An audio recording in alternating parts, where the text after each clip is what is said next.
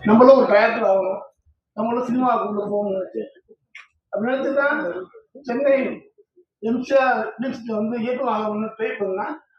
Application போட்டேன்.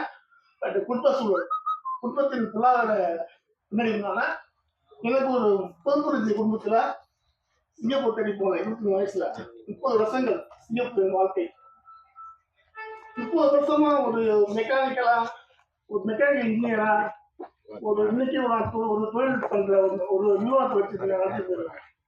அங்கேயிருந்து இங்க பார்க்கும்போது இங்க எழுத்துக்கு கொடுக்குற மதிப்பு என்ன, எழுத்தை ஏன் நம்ம புறக்கணிக்கிறோம், புத்தகம் படிக்கிறத ஏன் நம்ம புறக்கணிக்கிறோம், அதை ஏன் நம்ம வந்து நம்ம பிள்ளைங்களுக்கு அதை தூக்கிக்க மாட்டோம், ரொம்ப தப்பு பண்ணிட்டு இருக்கோம்.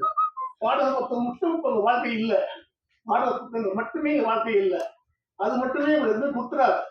எஜுகேஷன் கொடுக்கும், எஜுகேஷன் வெரி இம்பார்ட்டன்ட்.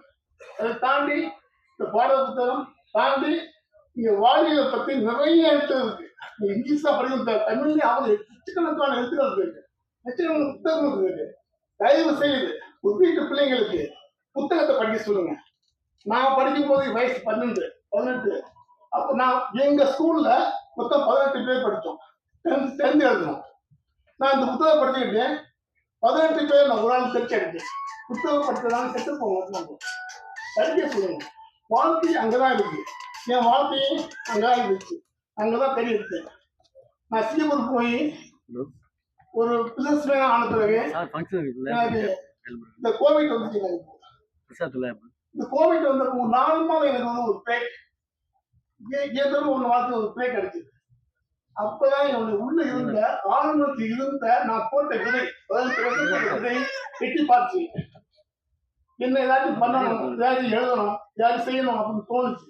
அதனால முதல் படம் காட்டுவாதி பண்ண, 2வது படம் ஆளல், ஒரு எழுத்தாளரின் வாழ்க்கை. அவனை 2 பெண்கள் வந்து காதலித்து அந்த அந்த காதல், அந்த பெண்களின் காதல், அதை பத்திய ஒரு வாழ்க்கை இங்க வந்து இன்னும் நான் சொல்லிட்டு விரும்புவேன்.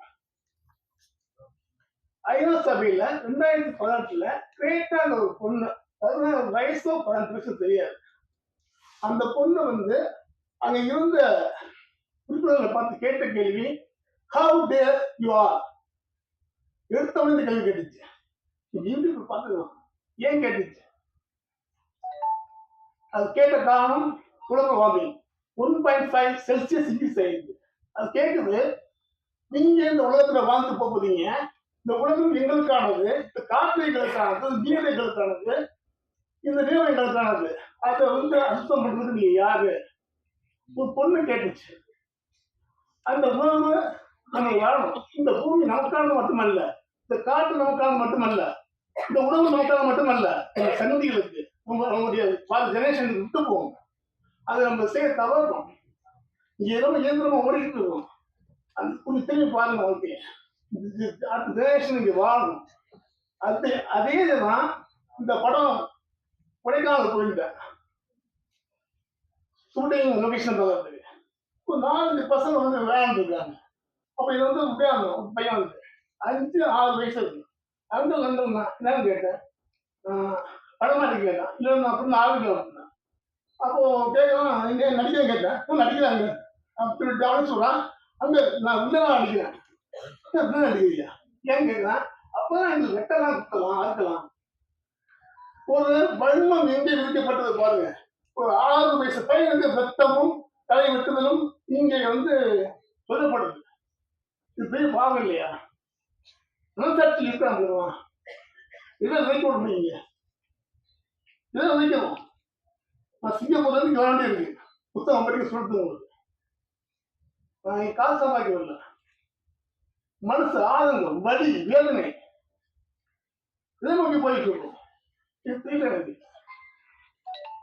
அந்த நிகழ்வுக்கு தான் அதுதான் இந்த படத்தை வந்து நான் எடுக்க முடியாது. ஒரு எழுத்து எங்க போகும், எழுதுனா அது யாருக்கு பயன்படும். இந்த எழுதும்போது இந்த உலகம் நம்மளுக்கு வந்து புத்தகம் படிக்கும்போது 1000 பேர் தேவையில்லை. ஒரு புத்தகம் போதும் வாழ்க்கையை மாற்றுவது. நான் இன்னைக்கு நிற்கிறது காரணம் புத்தகம் தான், சத்தியமா சொல்லுவேன். நான் இன்னைக்கு ஒழுங்கான வாழ்க்கையையும் ஒரு தேடலையும் நான் விமானத்தில் அமைத்துக் கொண்டதற்கு என் நண்பர்கள் கிடையாது.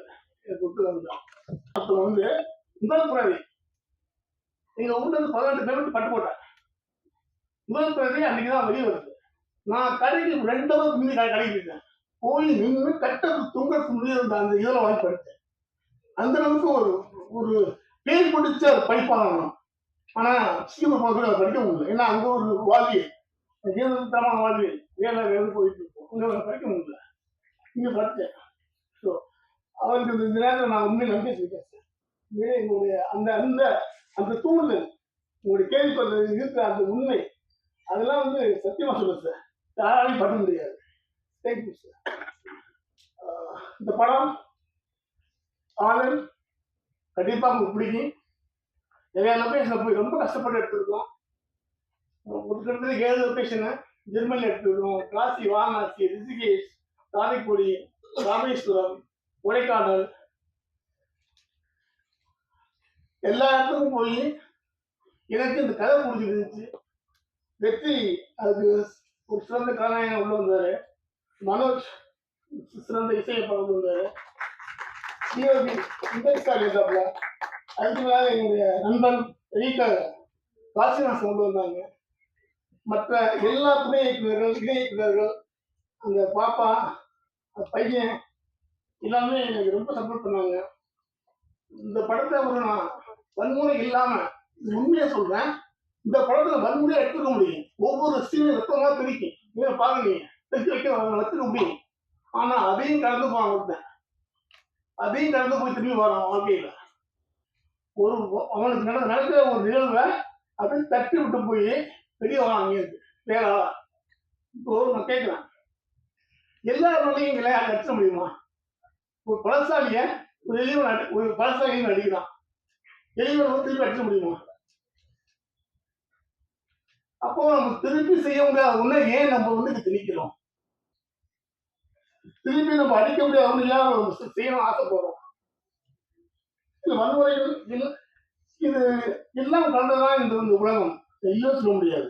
ஆனா எது அதிகம் தேவைப்படுறீங்க? அன்பும் காதல். இயற்கையை கொண்டாடுங்கள், அன்பை கொண்டாடுங்கள், காதலை கொண்டாடுங்கள். இந்த உலகம் அமைதியாக வாழும். உங்களுடைய தலைமுறை அமைதியாக இருக்கும். வீட்டுக்குள்ள மட்டும் பாதுகாப்பு பத்தாது. வெளியே போகும்போது பாதுகாப்பு இருக்கணும். அது எல்லாரும் உலக நண்பர்கள் கண்டிப்பா நீங்க நிறைய செய்யலாம். சமூகத்துக்கு நிறைய செய்யணும் ஆசைப்படுறேன். நன்றி, வணக்கம். விழாவிற்கு வாழ்த்த வந்திருக்கும் Amma creations Sri Siva general secretary, Tamil film active producer council அவர்களை அன்புடன் அழைக்கிறோம். படைப்பாளி திரு மனுஷபுத்திரன் சார் அவர்களை அன்புடன் அழைக்கிறோம். இருக்காங்க.